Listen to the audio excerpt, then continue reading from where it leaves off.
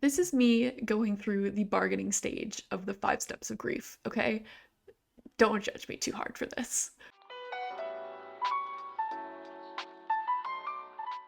We need to talk about Daniel Ricciardo. We obviously saw the post by RB this morning. They're thanking Daniel for his time at the team. F1 is posting that he's leaving RB, and Daniel put out his own post. But it's just been bothering me so much because none of this situation makes logical sense.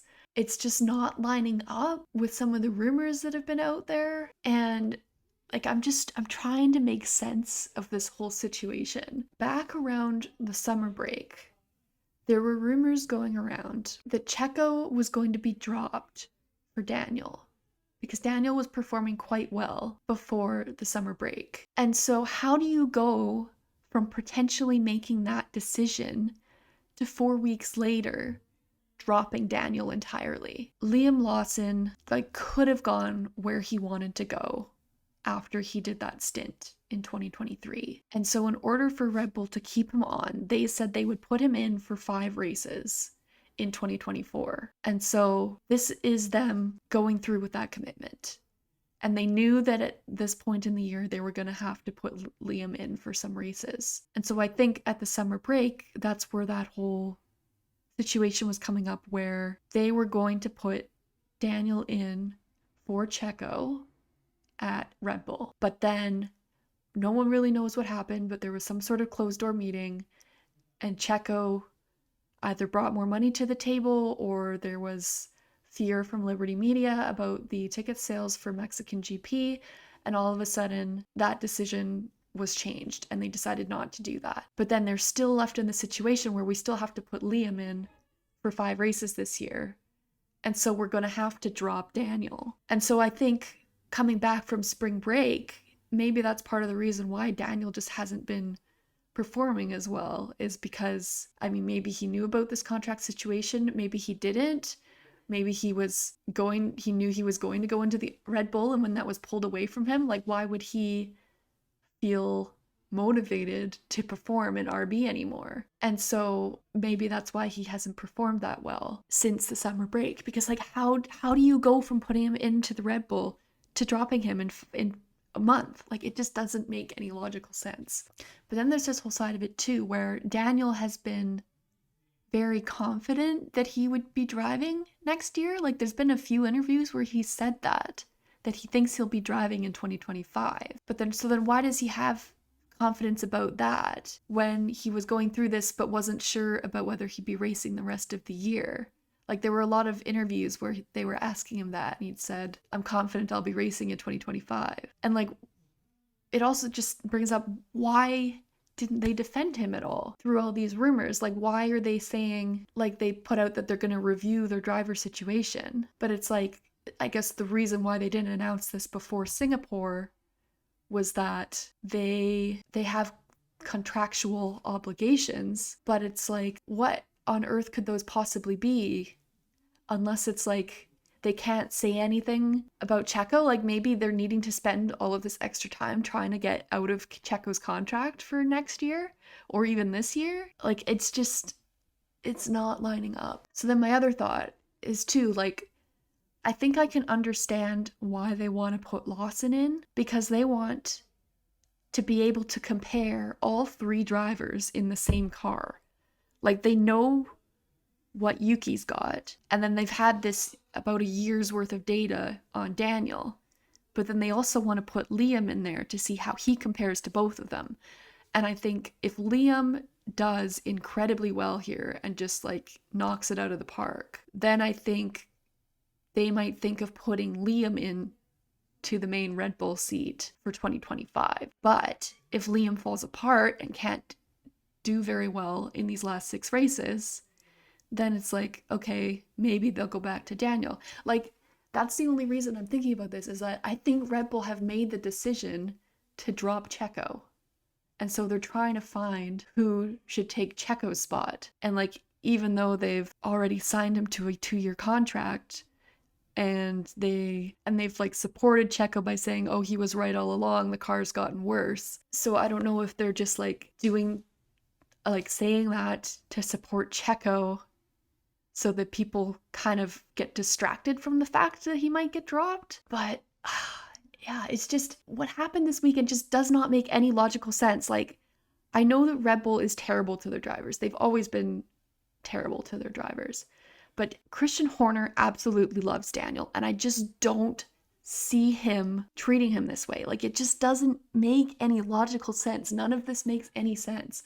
And that's what's bothering me so much about it. Like, this whole thing getting out into the media maybe has kind of forced their hand with this Liam situation, and so they had to announce Daniel out like that, and so maybe they just can't announce what's going on with the Red Bull seat yet. Like, maybe that's the whole reason this whole shit show's going down, because Red Bull are good at PR usually.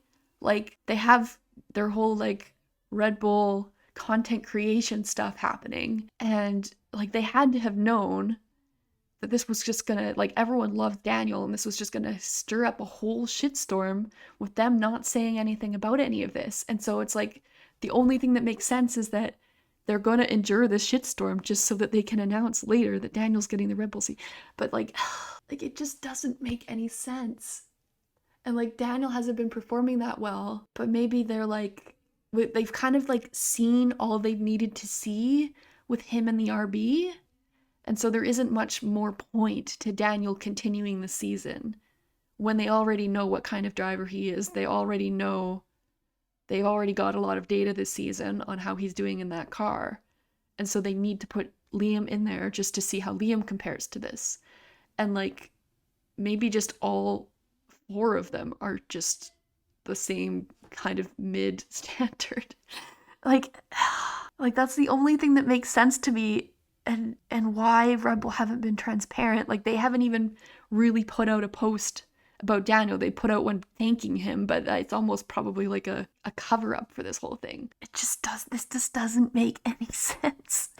And that's why it bothers me. Like, obviously, I don't want Daniel to go out like this. And maybe this is all just me logically filling the gaps that we, as the public, aren't allowed to hear about. But yeah, in terms of like, I feel like they either have to drop both Checo and Daniel or drop neither of them, because Checo has been equally as bad as Daniel, and Checo is explicitly costing Red Bull the Constructors this year. And I just think that Daniel in that car, I don't think he can be any worse than Checo is. I don't know how much better he'll be because he has been through the ringer these past few years. He might not have the confidence that he used to, but I just can't see how he'd be any worse.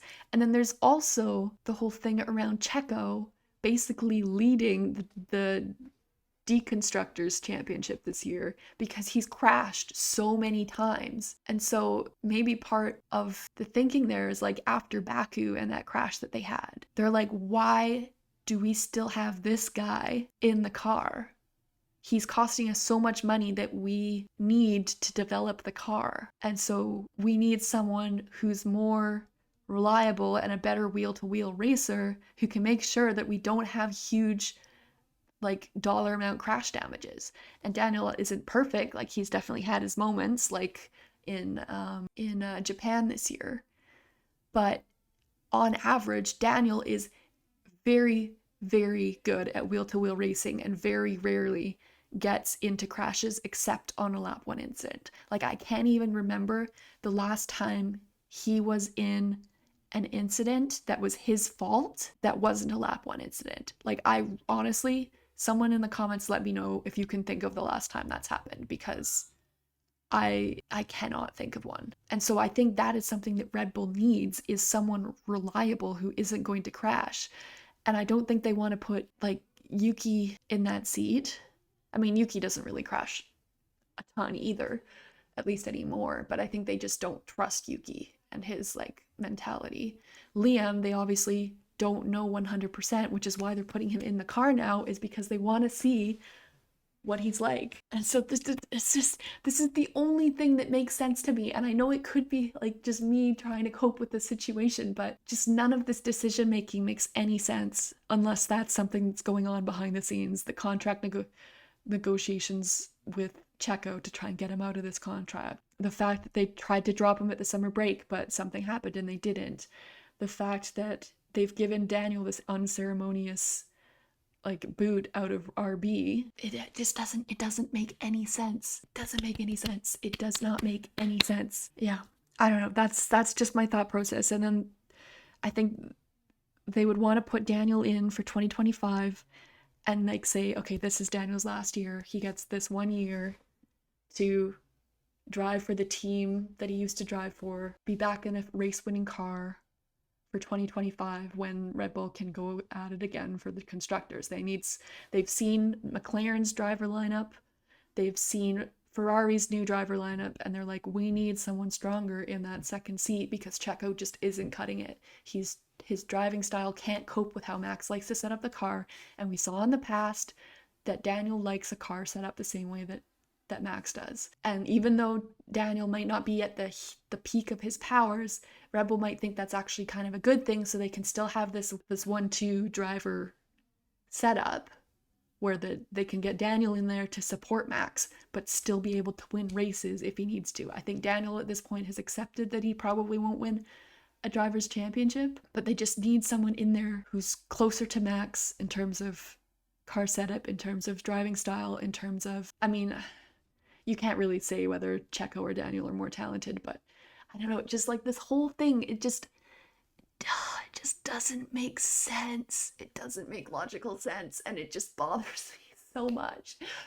So I'm really hoping that something will come out about this. Like, I don't know. Like, I don't know. I really don't know. It just bothers me. It bothers me so much, and I can't see how Red Bull is allowing for this PR shitstorm to happen without this being the light at the end of the tunnel.